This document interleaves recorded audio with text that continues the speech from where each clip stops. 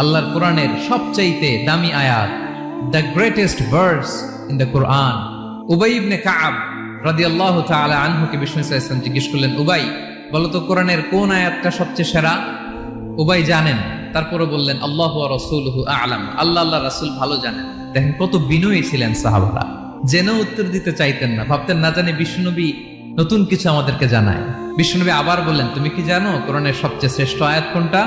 এবার উবাই ভাবলেন এবার আমি উত্তরটা দিয়েই দেই। তিনি বললেন আয়াতুল কুরসি, আল্লাহু লা ইলাহা ইল্লা হুয়াল হাইয়ুল কাইয়ুম, এটা শ্রেষ্ঠ আয়াত। বিশ্বনবী খুশি হয়ে উবাই ইবনে কাবের বুকে একটা চাপড় মারলেন, এরকম আদরের চাপড় দিয়ে বললেন, লিয়াহনিকাল ইলমু ইয়া আবুল মুনজির, হে আবুল মুনজির, জ্ঞান এবং প্রজ্ঞা তোমার জন্য মোবারক হোক, তুমি ঠিক বলেছো। সুবহানাল্লাহ পড়ে।